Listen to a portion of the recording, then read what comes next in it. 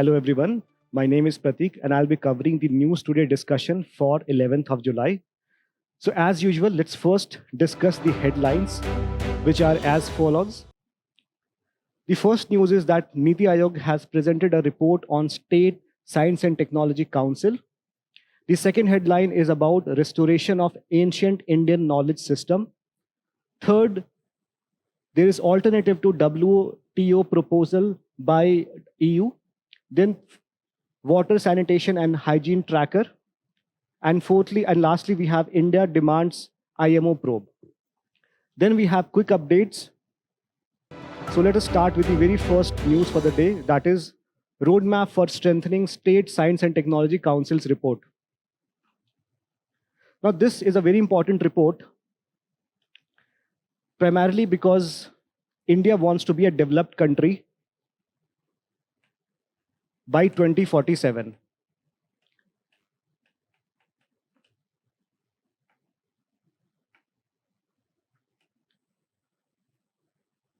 But we know that there are so many problems that we are facing. So we need interventions at various levels. We need interventions at health level, at education, at skill development, at sanitation, etc., etc. And all these interventions that we need to take need to be unique for India, because India itself is a very unique and diverse country.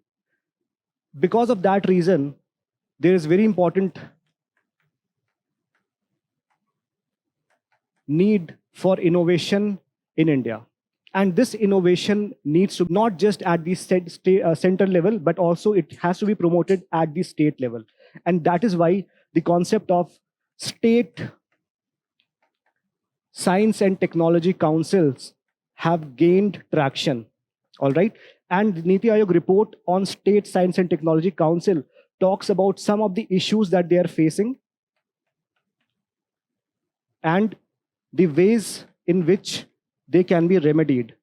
So this report basically talks about the problems that science and technology councils are facing and the remedies. So in terms of the problems, before going into the problems, let's talk about the idea of state science and technology councils.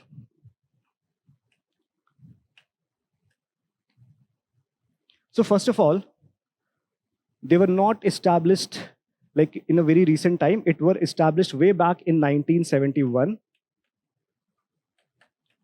And they were established to foster science, technology, and innovation at the rural level or at the regional level. They were also supposed to promote scientific culture or scientific temper, which is in line with the directive principle of state policy. One of the directive principle of state policy, especially under Article 51A, Clause H, talks about development of scientific temper. So all these all these objectives were there as part of State Science and Technology Council. It was also supposed to promote grassroots innovation.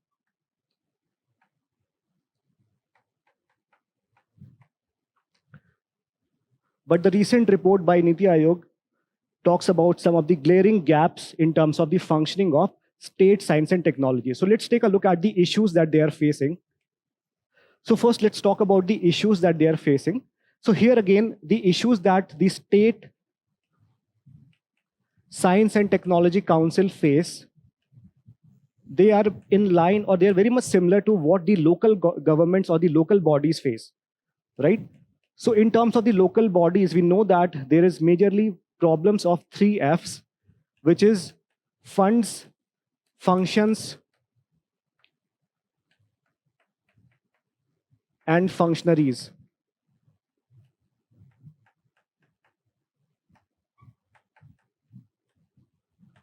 So what do you mean by funds?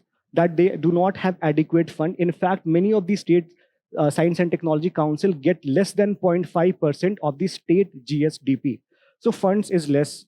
Then they do not get adequate functions, right? The functions are not devolved accordingly or in line with the aspirations that we have. Then in terms of functionaries, they do not have adequate trained professionals who can steer their work, right? Apart from that, there is issue with collaboration. So there is very little industry academic linkages.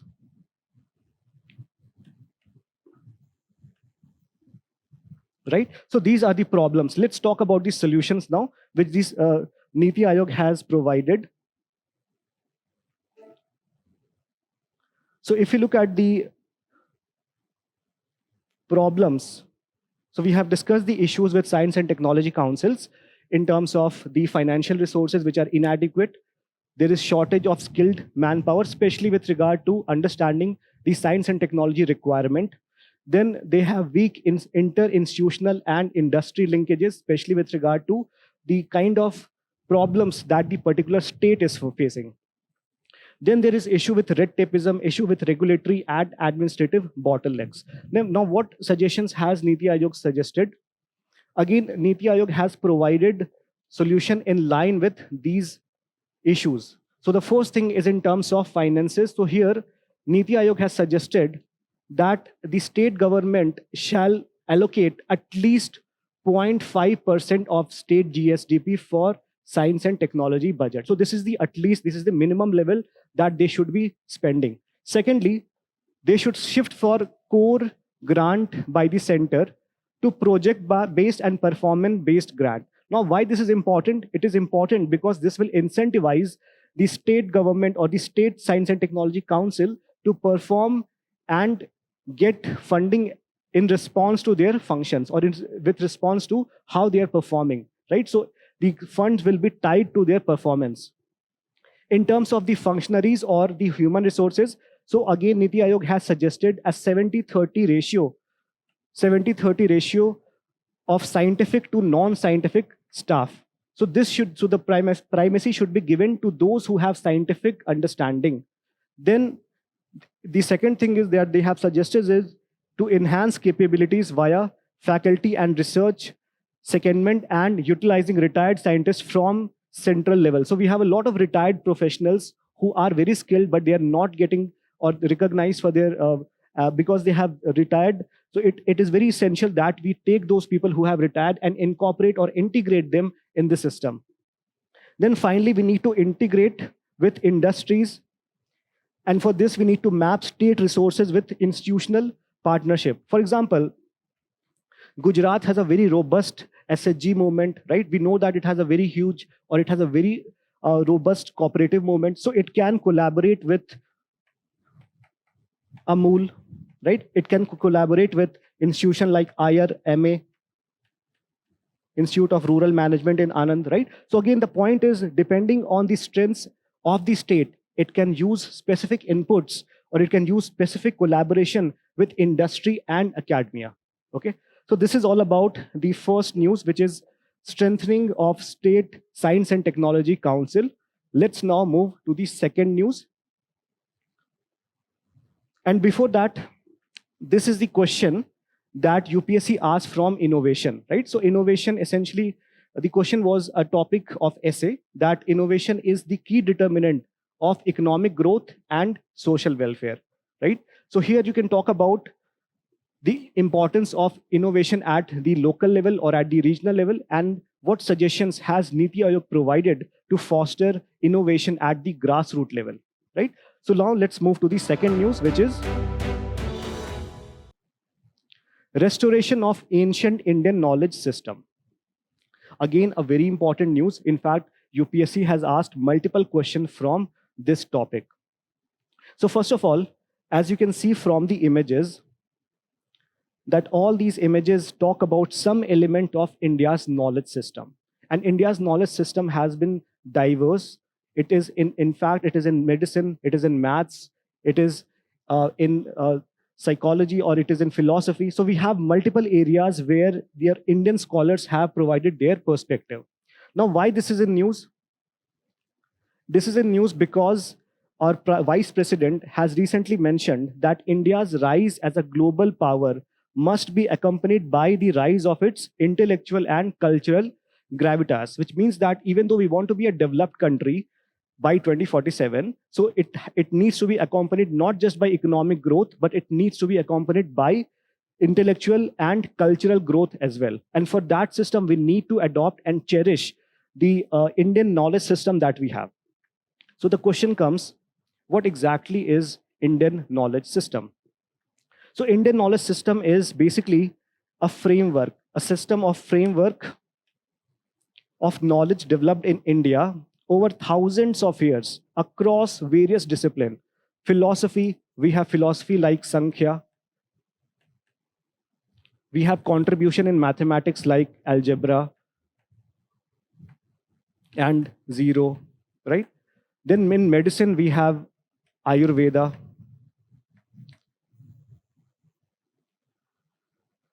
Agriculture system, arts, linguistics, spirituality. So we have so much contribution made in terms of the development of knowledge from the ancient period of time. Next, we had several global centers of learning. Before Harvard University, before MIT, before Stanford University, India had Takshila University, India had Nalanda University, India had Vallabhi Vikramshila, from where a lot of students in the ancient India, where seekers came from various parts of the world, including Korea, China, Tibet, and Persia. So the point is that we need to understand that we have a rich heritage of not just knowledge, but also knowledge infrastructure. So we need to make sure that we are respecting that and we are promoting that. Now, what is the need for this? The first need is that we need to decolonize our mind. We need to think that it is not just the Western system that can give some important discovery or they can provide some important answers to philosophical inquiry, but it is inherently present also in the Indian knowledge system as well. So this is very important so that we can decolonize our mind. The second important thing is to prevent marginalization of knowledge system. Now, this is basically to prevent the Western countries to appropriate the Indian knowledge system in terms of patent. For example, earlier, the usage of haldi was patented in US, right? So since India did not put it in or did not have this system in its place, so India could not prove that this knowledge system had some origins in India, right? Thirdly, there is very limited engagement of youth as far as the traditional knowledge system is concerned. So this also needs to take place in a very robust manner, right? Fourthly, it can act as a very important tool of soft power. I hope all of you understand the meaning of soft power. Soft power means power of attraction, not power of coercion, right? So here, it can be, Indian knowledge system can boost cultural diplomacy. It can enhance, for example, the International Yoga Day is celebrated across all the world on June 21. Then it can have tremendous impact on academic influence. For example, with the revival of Nalanda University, right? Or tourism, for example, indigenous architecture of World Heritage Sites like Rani Ki Vav, right? So again, these are some of the importance. So let's talk about some of the measures that India has already taken to promote the Indian knowledge system. Now, what are these recent initiatives? So all these initiatives are very important, starting with the traditional knowledge digital library, right? So basically, TKDL is a digital repository of traditional Indian knowledge to prevent misappropriation by foreign entities through patents, right? So as we discussed earlier, that haldi was patented by US, some of the US private entities, because India did not have made this repository as a knowledge that it originated in India. So this is an attempt to make sure that whatever digital or whatever knowledge that we have from the ancient time is listed somewhere, and it is a digital repository is there, right? So this is again one of the very important initiative. The second is Indian Knowledge System Initiative, which is IKS initiative. And the focus of IKS initiative is to integrate the traditional Indian knowledge system into contemporary education. Okay. Third is Project Mosam, very important initiative. It seeks to revive and strengthen ancient historical, maritime, cultural, and economic ties among countries along the Indian Ocean. So earlier, Mosam or monsoon basically originate from the term monsum. Okay, and the uh, phenomena of monsum was or the monsoon was also linked with various trade routes, right? So here the attempt is that we seeks to revive and strengthen our ancient maritime culture, right? And this is basically in line with the increasing importance of the sea line of communication. Okay, next we also have certain legal measures in terms of biological diversity act 2002 and Indian patents act of 1970. Now, they provide some legal protection from fraudulent claims on traditional knowledge system. So we have TKDL and legal measures like Biodiversity Act and Indian Patents Act, which provide some legal recourse, right? Fine. Now, if you look at some of the previous year questions that came from this, again, there are two questions that I would like to take you a look at. Make sure that you try to attempt this question as well. This is directly from what we have covered in the discussion. India's Traditional Knowledge Digital Library, TKDL, which has a database containing formatted information on more than 2 million medicinal formulation, is providing a powerful weapons in the country's fight against erroneous patents. Discuss the pros and cons of making this data public available under the open source licensing, right? So this can be done directly from what we have covered in the class. And then it is about Takshila University comparing it with Nalanda, right? Fine. Let's move to the next topic.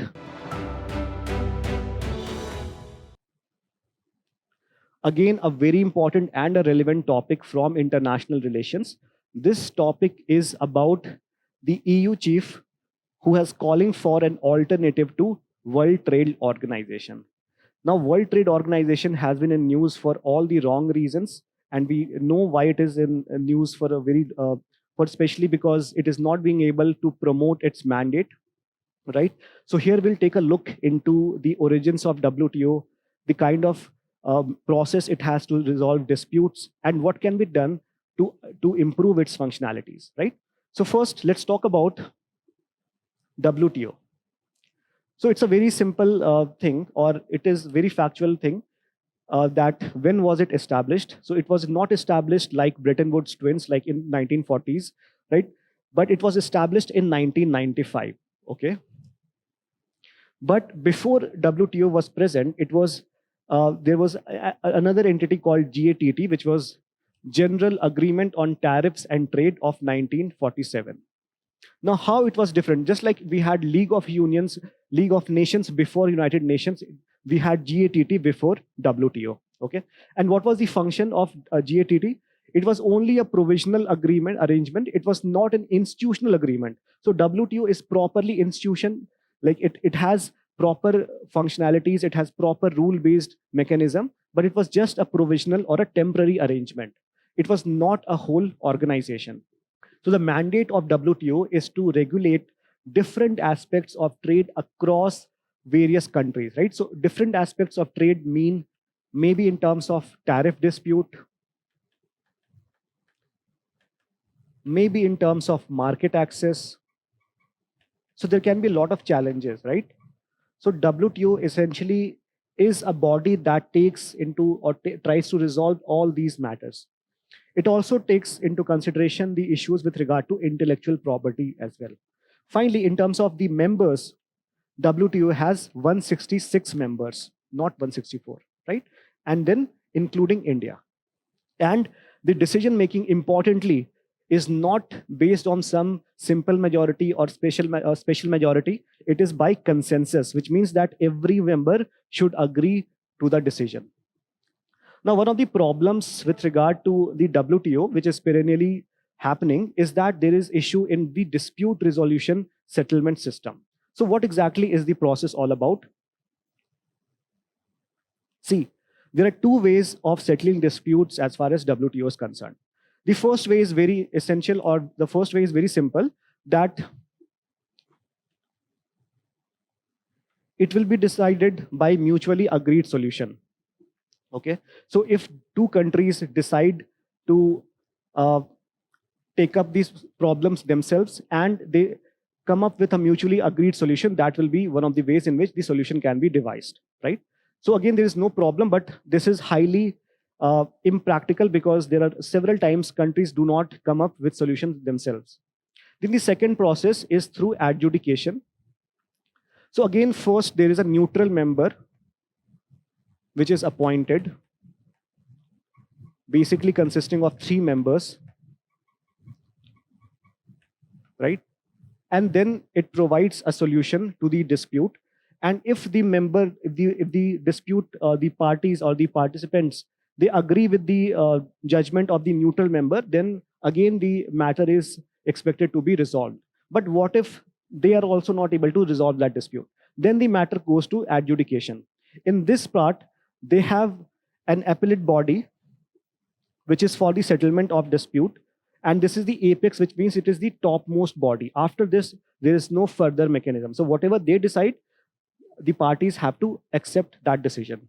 And here the composition is 7 members, and at least there has to be 3 members in order for the mechanism to take place or the dispute resolution to take place, right? So again, at least 3 members needs to be there. So again, it looks like a very decent way of resolving dispute. But from 2019, this body itself has not been created. There has been an inconsiderate delay in terms of formation or composition of this dispute settlement body. And if this body is itself not there, then there is no way that disputes could be resolved. That is why WTO is facing a major crisis.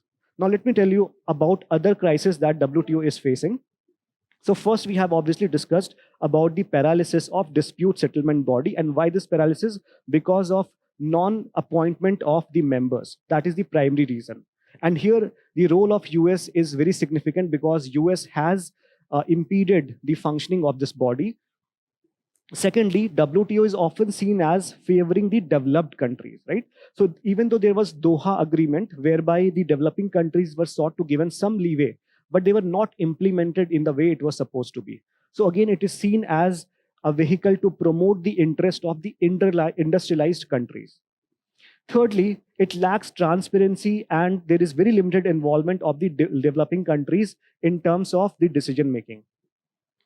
There is also rise of regional and bilateral trade blocs, for example, EU, for example, African Continental Trade Agreements, right? So again, they all bypass the WTO mechanism.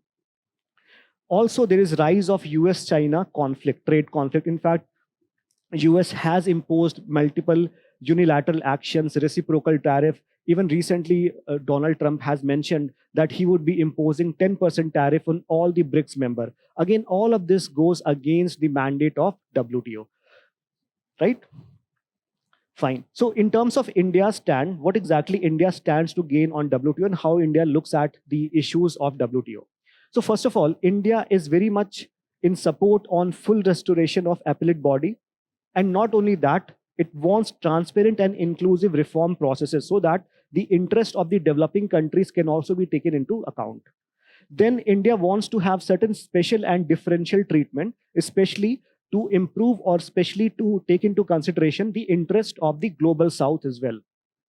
Third, India wants some sort of trade justice where the non-tariff barriers and distortion by non-market economies can be taken into consideration.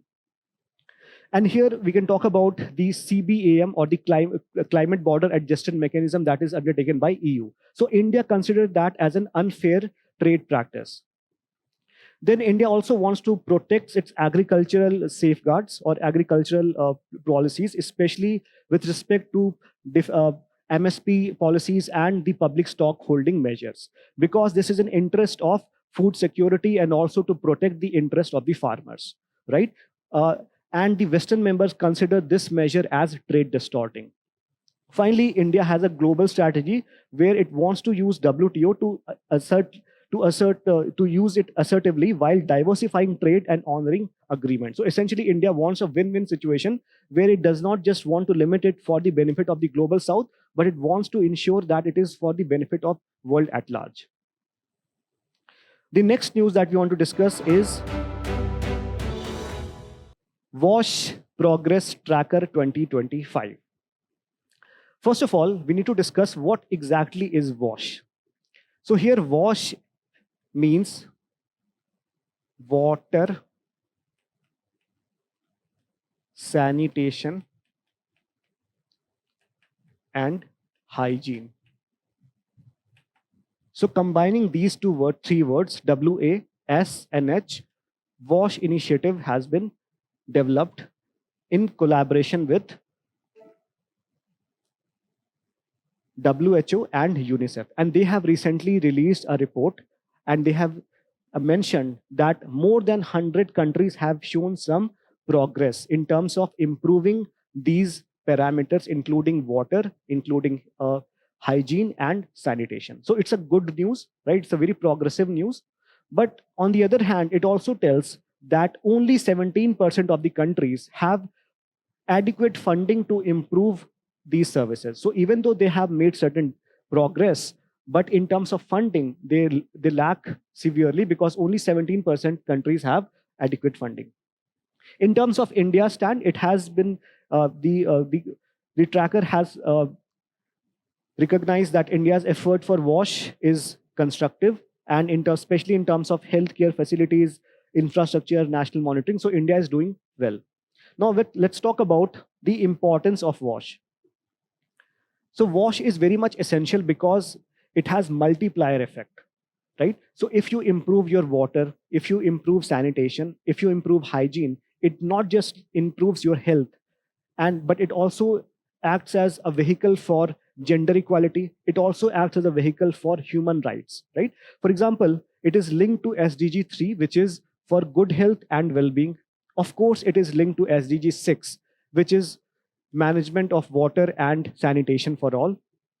It prevents common diseases such as cholera, diarrhea, sepsis, neglected tropical diseases. So all these diseases which can be prevented just by maintaining hygiene and proper water can be prevented if we are following the WASH guidelines, or if you are properly following the WASH in a proper way.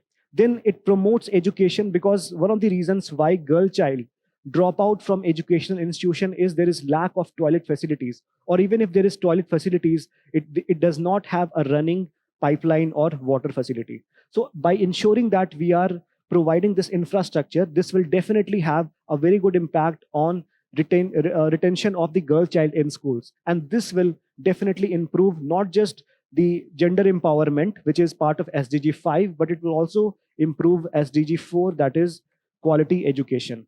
Okay? Then definitely it will protect human rights. So these are the importance of WASH. Now let us talk about the initiatives that is taken at the national level and at the global level to promote WASH.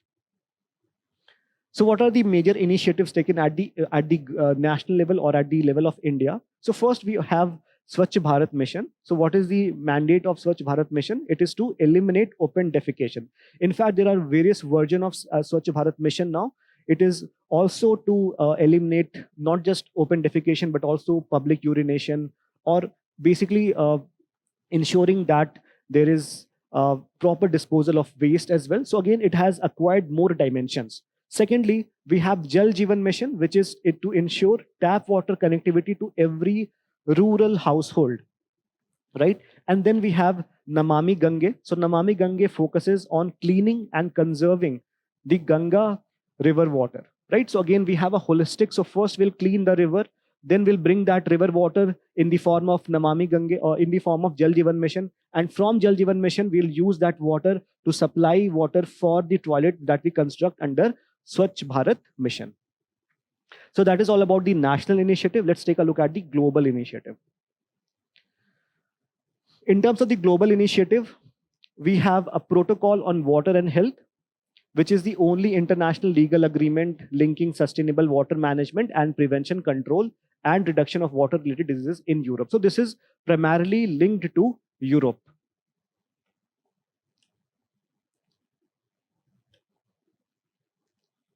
Right? Then you have a UN resolution of 2010, recognize safe water and sanitation as human right. So one of the important factors that we mentioned as part of importance of WASH initiative is that we mention it as part of human right. Now, why do we say this as a human right? Because UN itself has said it. UN has said it in a resolution undertaken in 2010.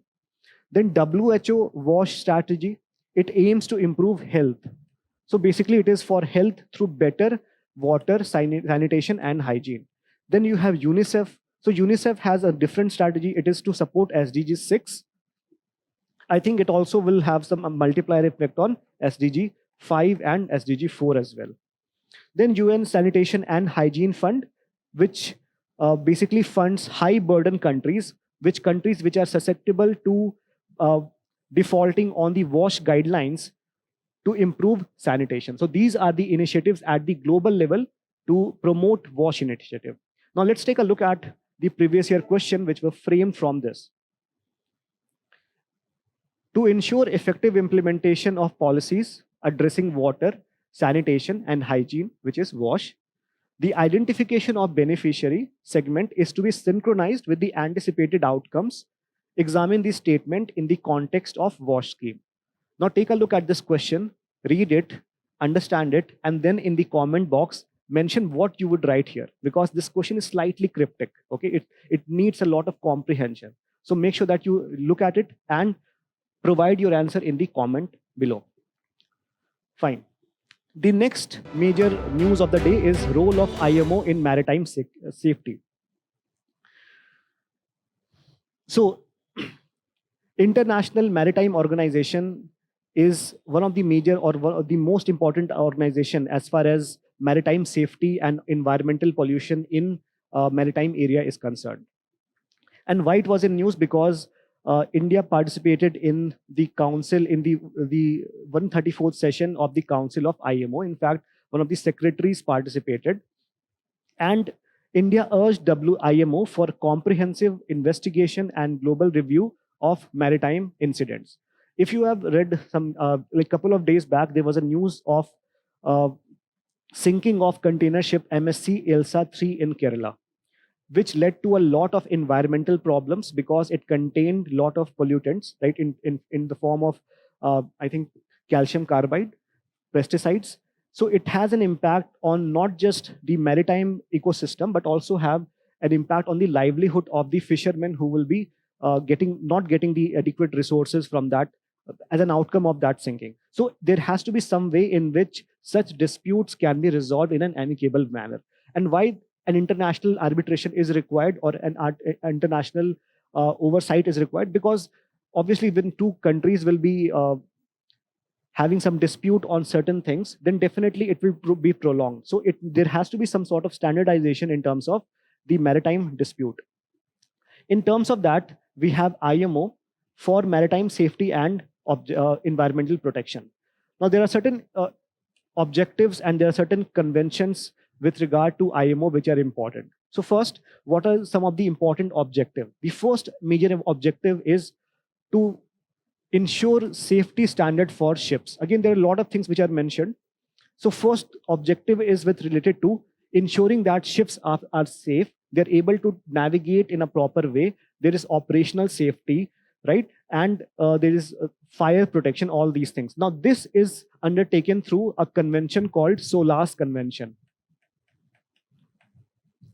of 1974, as also mentioned here.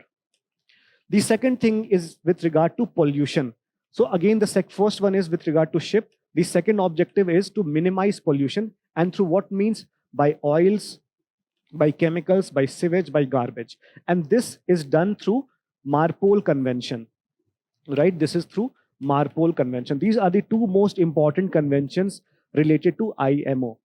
Third is it requires countries to develop contingency plans and establish cooperation for oil spill response. So whenever any oil spill will happen because of capsizing or any accident, there has to be a specific plan that they need to take. And this is basically, you have OPRC and OPRC HNS protocol, right? Fourthly, they regulate the use of harmful anti-fouling systems.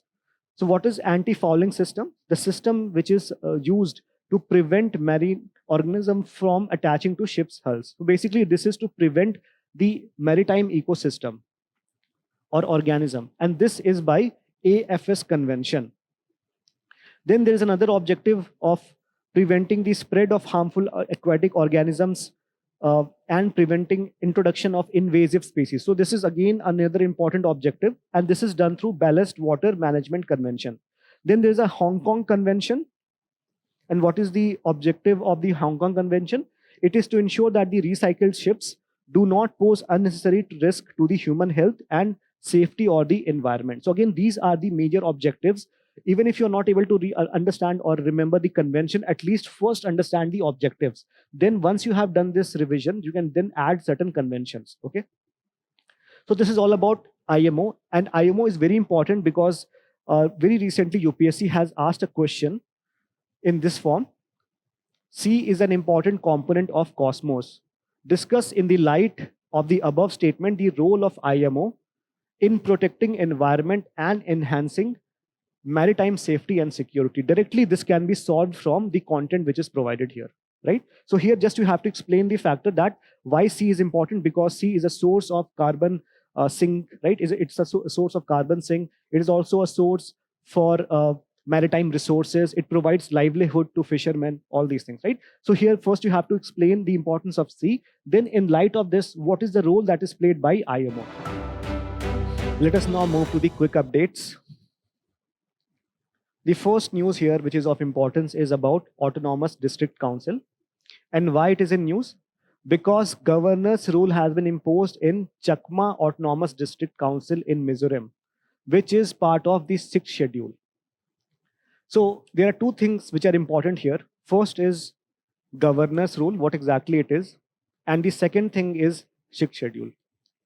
So as such, we can consider governor's rule as an emergency response which is undertaken when there is problem with regard to the functioning of any particular area. Especially here we are talking about the 6th schedule area. So when so basically the government has given the reasoning that there has been instability in the political process. They have not been able to decide who to like in terms of which party or which agency is going to be the member of the ruling party. So again, there has been problem, or there has been a political stability, as a result of which government has taken upon itself the decision to impose governor's rule. So that is the important thing here. Earlier, you could associate governor's rule with Jammu and Kashmir, but now with the 2019 reorganization of Jammu and Kashmir, this provision of governor's rule have been removed from Jammu and Kashmir. But it can be used as a form of, or as an intervention in areas which is facing instability, especially in the autonomous 6th schedule or 5th schedule areas. Now let's talk about what exactly are 6th schedule areas. So 6th schedule areas are essentially in regions like Assam. In 4 states we have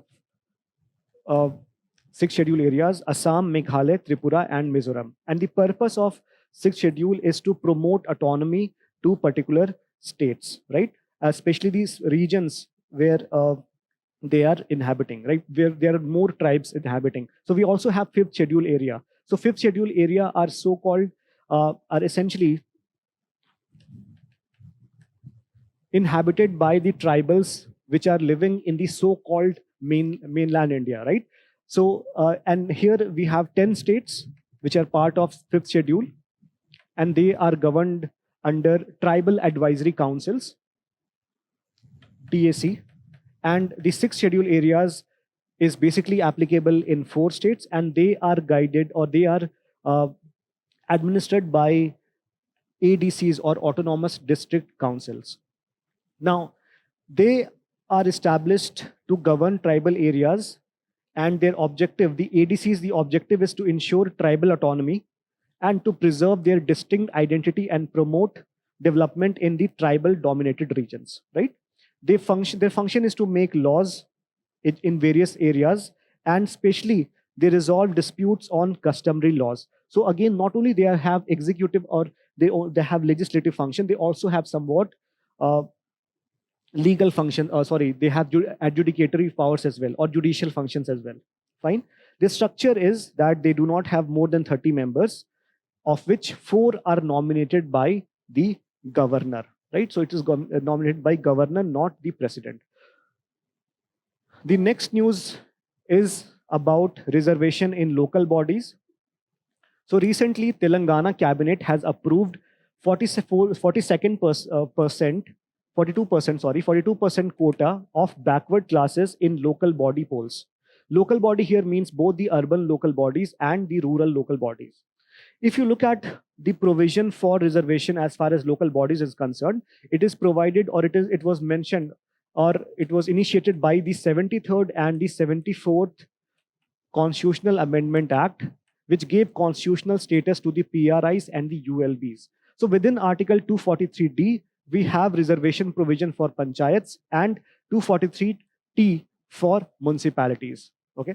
Now there are certain provisions which are mandatory, and there are certain provisions which are non-mandatory in terms of reservation. So for example, it is mandatory for the states to provide reservation for scheduled caste and scheduled tribe community in terms or on the basis of their population as far as possible. Then there is 1/3 of these members is reserved to the women as well, SC/ST women as well. Then it is also mandatory for the state to provide reservation to at least 1/3 of the total seat for women. And this also includes reservation of women for SC/ST seat and also for the chairperson position, right? But as far as the reservation for backward classes is concerned, it is not a mandatory provision. It can be done on the behest of the state council or state legislature, right? So again, here the question could be, what is the, like in terms of mains, they can ask you question about the rationale. What is the reason why we still need reservation, right? So there can be question in terms of rationale or the pros of reservation. Then they can ask you question on in terms of the cons or limitations and how can this be improved, right? Or should reservation be given to people on the basis of their economic status rather than their social status? So again, these are the questions which can be framed from the mains perspective. Then let's take a look at the next question, which is Public Gambling Act of 1867, which was recently in news. Why it was in news? Because the Enforcement Directorate filed a case against the PMLA Act against several celebrities for promoting illegal betting apps, right? So a lot of celebrities were promoting illegal betting apps, right? And betting in India is illegal. Gambling is illegal. What is legal is games, right? So game of skill is permissible in India and game of luck is not legal in India. But here, not only they were promoting the games or the illegal betting, but sometimes, but many times, as per the ED, they also were violating the provisions of Prevention of Money Laundering Act, as a result of which ED came into picture. Now, what is Public Gambling Act of 1867? So it prohibits or it bans betting and gambling, right? Secondly, it is applicable to states like Delhi and UP. And there is one exemption that game of skills are allowed. So you may have heard about this TV ad called this Khelo Dimag Se, right? So Khelo Dimag Se means that it's a game of skill. So hereby that is allowed, but anyway, where games of luck is involved, that is not allowed. One more thing that you should understand, that it is part of state subject under the seventh schedule. So it is generally considered, or it is generally decided by the states, right? So states can amend the act as gambling is a state subject. So this is all about the Public Gambling Act and its various manifestations. Next, we'll talk about the Island Protection Zone. So why this was in news? Because the Union Environment Ministry has extended the validity of the infrastructure projects approved under the 2011 Island Protection Zone notification. So you can consider the Island Protection Zone regulation similar to what is there in the Coastal Regulation Zone Protection, CRZ rules. So what happens in CRZ rules? That there's graded protection mechanism, right? So graded in the sense that if this is the coast, so maybe you can have certain infrastructure present. Then towards this, like, so there will be more protection here. Then there will be lesser protection here. So again, the point is that in certain areas, you can have more infrastructure and on the various vulnerable section or vulnerable areas, you need to be very careful, right? Because we have to balance development with that of environmental protection. That is the whole logic that is also applicable in case of the IPZ as well. So IPZ was notified in 2011 under which act? Under Environmental Protection Act of 1986. And it is a regulatory framework to safeguard the ecological integrity of Andaman and Nicobar Islands and the Lakshadweep Islands. So again, as we mentioned that it is similar to the CRZ zone, coastal regulation zone, except that CRZ is notified for the protection of coastal zone areas of the mainland India. Again, this is not that important, the regulation for island coastal zones, ICRZ for Middle Andaman, North Andaman, South, etc. Right? So this is all about island protection zone. Next, a very important topic, Panch Sankalp of National Education Policy 2020.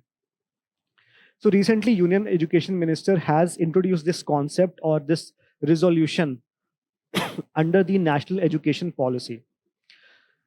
So first of all, we need to understand that the National Education Policy is not just there to improve the school education or to promote three-language policy. It is also to promote the quality of education in not just school, but also in higher education institution.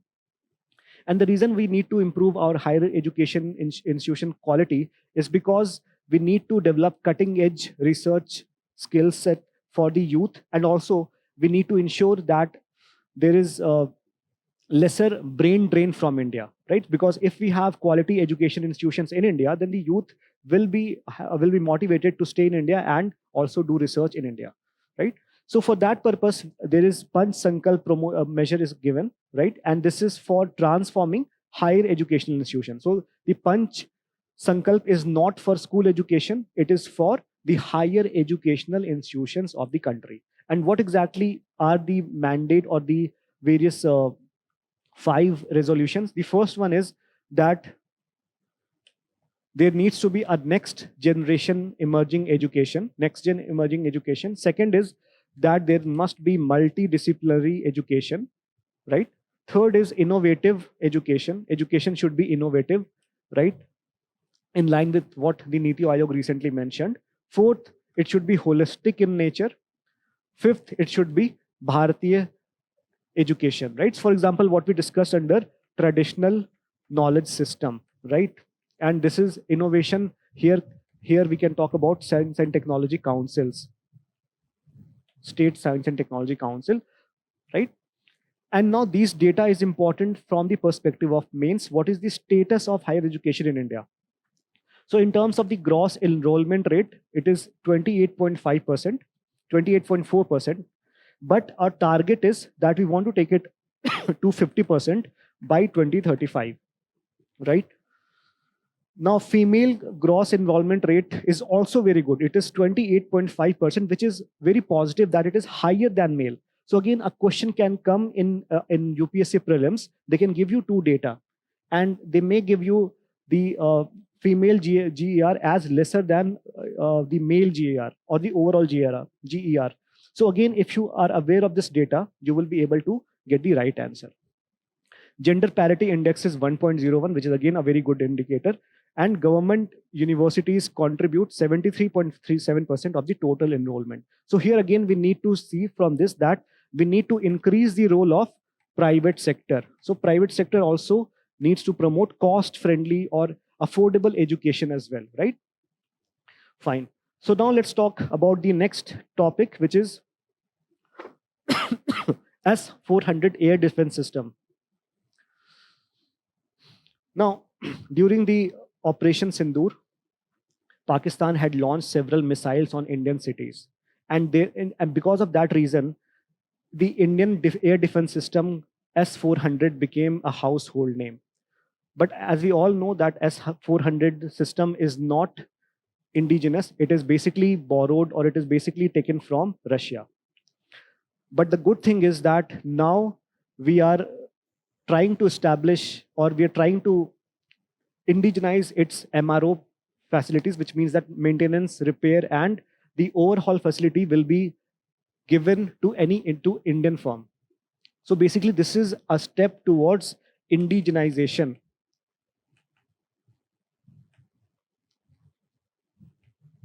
and to promote Atmanirbhar Bharat,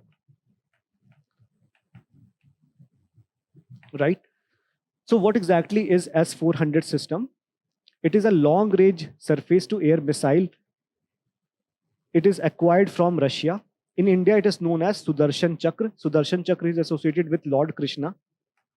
It is equipped with a command and control system. It has phased array radars and electronic warfare countermeasures. It offers complete 360-degree radar and missile coverage.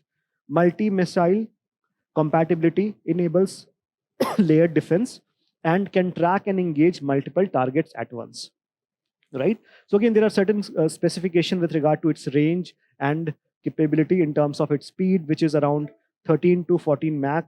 Its tracking is up to 600 kilometers, engagement up to 400 kilometers, and altitude coverage is from 330 meters to 30 kilometers. Again, a very huge range is there, right? So again, this part can also be utilized not just from the science and technology perspective, but it's also very vital as far as India-Russia bilateral relations is concerned, right?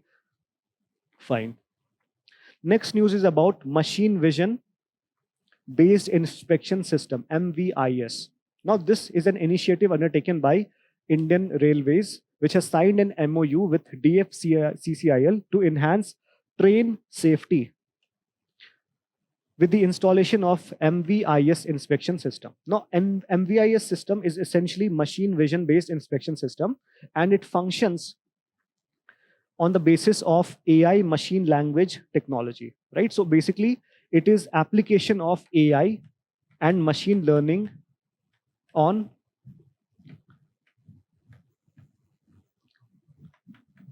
India's public infrastructure, or you can also say that how AI is impacting India's security or the defense preparedness or security preparedness. It is equipped with technologies that capture high resolution images of the undergear of moving trains, because it is very difficult to manually check all these parts. So if an AI is there, it can detect that, okay, this part is faulty. It can very fastly, it can talk about any hanging, losing, or missing components, and it can feed that in the main component. It generates real-time alerts to promote or to prompt responses and prevent action. So apart from operation mission initiative like Kavach, right? So there are so many initiatives that have been taken to prevent or to ensure the safety and security of the railway system in India. So this uh, MVIS is a step in the next direction. Next is about financial aid under SDRF and NDRF. Now, as we know that unfortunately there has been a lot of disaster events that we are witnessing, especially before the monsoon, advent of the monsoon season, in terms of cloudburst, in terms of landslides, in terms of urban flooding. Now, disaster is something that requires intervention at all levels and at all the phases. We need to have preparedness before the disaster strikes and during disaster and after disaster. So disaster management is essentially is a cyclical process. Now here, the government has released 1,000 crores to the states which are prone to disaster, including Assam, Manipur, Uttarakhand, as the central share of the state disaster response fund for flood and landslide relief. Now, what exactly is the financial mechanism under SDRF and NDRF? So this is guided by national policy on disaster management, and the primary responsibility for disaster management and on-ground relief is with the state government, not with the central government. Secondly, the state uses the state disaster response fund. So again, this is response fund, SDRF, for the relief measures. So once disaster has taken place, so this is before disaster, then you have disaster, and then after disaster. So basically, there are multiple interventions taken at all these levels, right? So in case of severe disaster, extra funds are provided from the National Disaster Response Fund, right? By an interministerial central team, which is called IMCT. Uh, the assistance from SDRF or NDRF is for relief only, not for compensation of individual losses, right? Fine. So let's take a look at the next initiative, which is the last one, Talash initiative. So National Education Society for the Tribal Students, which is called NESTS, under Ministry of Tribal Affairs, has initiated or launched Talash initiative. Talash, from the name of it, it looks like search initiative, but it is not for any search. It is for the overall upliftment of the tribal students, right? So essentially it is for, T stands for here tribal. So once you understand that T is for tribal, you can understand that this is for the overall uh, upliftment of the tribal students. And this is initiated in partnership with UNICEF, right? And what is the purpose of Talash? Talash is supposed to support the all-round development, holistic development, which includes not just educational growth, but also the personal growth. Personal growth can be in terms of, say, psychological growth, in terms of communication level, all these aspects, right? Holistic growth.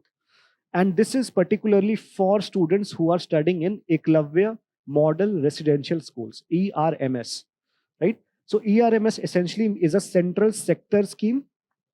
Central sector scheme essentially means the schemes which is primarily undertaken by the central government, where the funding and the implementation is conducted by the center, right? Centrally sponsored scheme is where the center and state both contribute financially, right? So it is basically undertaken by the central government alone, and under Ministry of Tribal Affairs, to provide residential schooling to tribal children in blocks having more than 50%. So if any block has more than 50% of the scheduled tribes community, then the government will open Eklavya residential model schools in that blocks, right? And this initiative, Talash initiative, is supposed to be working for those students who are studying in the Eklavya school. Now, what exactly are the various aspects with regard to Eklavya scheme? So first, it provides you psychometric assessment. Psychometric assessment in terms of what is your attitude, what is the various components of your emotional intelligence, all these aspects, right? And this is very much inspired by an initiative undertaken by NCRT, which is called Tamanna. Then there is career counseling, because the tribal students may have different aspirations. They may not have the aspirations just like the other students. So they may have specific aspirations. So they will also get career counseling. They will also get life skills and self-esteem modules. And more importantly, it also has e-learning for the teachers so that the learning can be more quality centric. See, so this is all about the Talash initiative. We are done with the news today session for this day. So now there will be some questions popping up on your screen, and make sure that you take time to attempt all these questions. And more importantly, make sure that instead of try to get all these questions correct, but more importantly, try to analyze your responses. Try to see if you have gotten something wrong, then is it a factual mistake, or whether you make mistake because you did not understand the demand of the question. And for more clarity, for more functioning, you can go and take a look at the digital current affairs provided by Vision IS, which is supposed to be a one-stop solution for all the digital current affairs matters as far as UPSC is concerned. With that, I bid you all the best. Thank you so much.